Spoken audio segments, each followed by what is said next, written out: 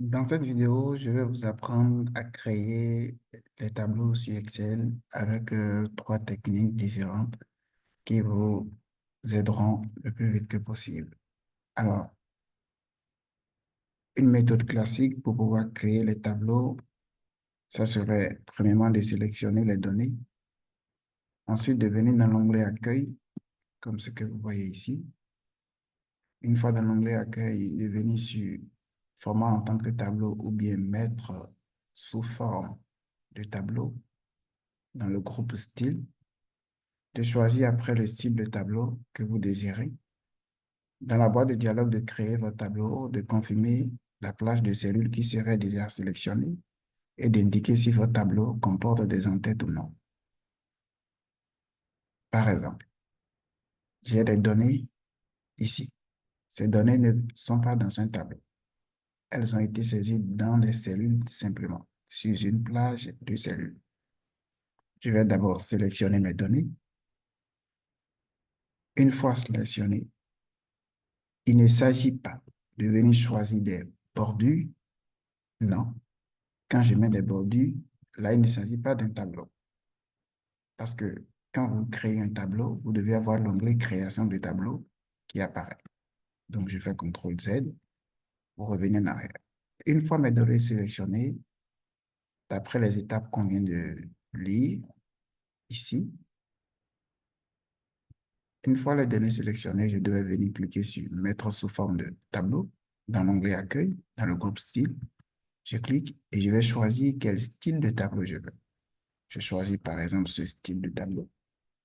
Il me demande alors, dans la boîte de dialogue qui apparaît, où se trouvent mes données, c'est-à-dire de confirmer la plage qui a été sélectionnée.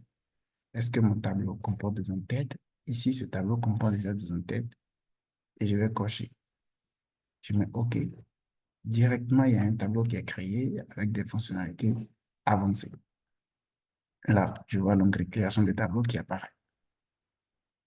Autre méthode pour pouvoir créer, ça serait toujours de sélectionner mes données.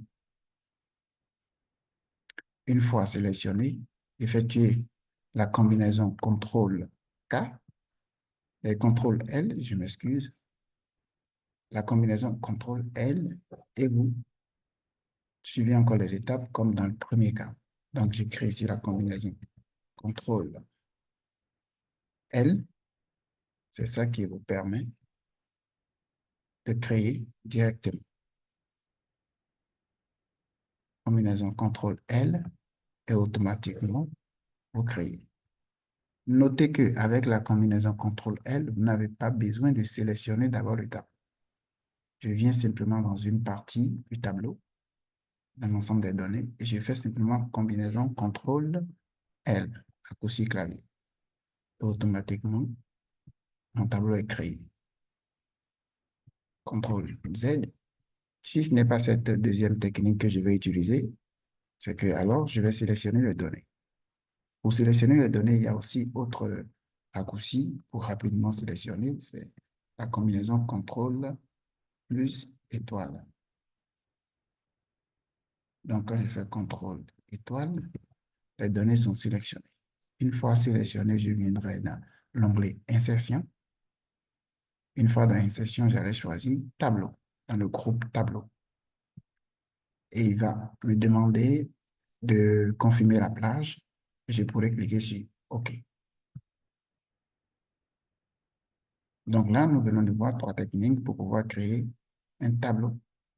Il faut d'abord sélectionner les données et après venir dans l'onglet Accueil, dans Accueil, dans le groupe Style, dans le groupe Style, mettre sous forme de tableau, et valider la plage. Ou soit vous restez dans les données, vous faites la combinaison CTRL-L, directement, ça définit le tableau. Un tableau diffère d'une plage avec des bordures parce qu'un tableau doit afficher l'onglet création de tableau. Dès que vous n'êtes pas dans un tableau, l'onglet création de tableau n'est plus accessible. Donc, ce sera tout pour aujourd'hui et prenez rendez-vous pour la prochaine fois. Merci.